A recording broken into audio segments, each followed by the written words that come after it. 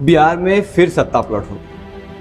हालांकि ऐसा करीब करीब 21 साल बाद हुआ है, क्योंकि वहाँ के मुख्यमंत्री बन गए हैं जो डिप्टी सीएम थे, सम्राट चौधरी, और जो पहले मुख्यमंत्री थे नीतीश कुमार जी, जो कि 24 नवंबर 2005 को हुए थे, और वे 14 अप्रैल 2026 को अपने पद से इस्तीफा देते। नीतीश कुमार को पलटू चाचा कहा जाता है। हालांकि कहना कोई जालिम नहीं, क्योंकि इन्होंने अपनी सरकार बनाने के लिए कई पार्टियों में एक बार उसमें गए तो एक बार इसमें गए अपनी सरकार बनाने के लिए। कभी उस पार्टी से गठबंधन किए, कभी इस पार्टी से गठबंधन, पर उन्होंने भूलकर बीजेपी पार्टी से गठबंधन कर लिया, क्योंकि बीजेपी पार्टी का एक रूल है कि पहले मिलाओ फिर उसे जड़ से हटा दो। वही सम्राट चौधरी जिन्होंने कहा था कि नीतीश कुमार के लिए दरवाजा बंद है, लेकिन अचानक बंगले का दरवाजा खुला और नीतीश कुमार सीएम बने।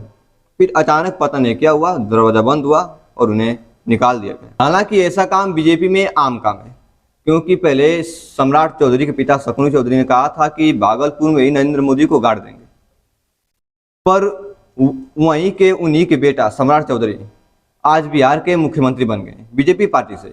नरेंद्र मोदी को भागलपुर की धरती में ही गाड़ देंगे, कहीं बाहर नहीं निकलना। नरेंद्र मोदी की पार्टी बिहार में फैलती जा रही है, इसको रोकने के लिए हम लोगों को कुछ निर्णय लेना पड़ रहा है। बात यह है कि जो बिहार के सीएम मिले वो तो 7वीं फेल हैं, और तो और उनकी एक ऐसी डिग्री है जो वैलिड नहीं है, जिसे कोर्ट ने भी धिक्कार दिया है। उन्होंने कहा है कि कैम्ब्रिज यूनिवर्सिटी से हम डॉक्टर ऑफ लिटरेचर किए, हालांकि कर्नाटक में ऐसा कोई डिग्री है ही नहीं, ऐसा यूनिवर्सिटी ही नहीं है, ये वैलिड ही नहीं है, फिर भी उन्होंने कर लिया है। ऐसा बीजेपी में होता रहता है, ये सब आम बात है। आप भी जाइए, आप भी ज्वाइन करिए, आप भी एकदम शुद्ध हो जाएंगे। PFC का एक कोर्स मैंने कामराज यूनिवर्सिटी से किया। PFC, what is it? Pre foundation course का एक कोर्स मैंने कामराज यूनिवर्सिटी से। पर एक सरकारी नौकरी के लिए कई डिग्रियां और काफी अच्छा खासा पढ़ा लिखा होना चाहिए, पर वही सरकार चलाने के लिए आप बीजेपी ज्वाइन कीजिए, मस्त मौलम आजाद रहिए और ताव से एकदम अपने घर परिवार को चलाते रहिए।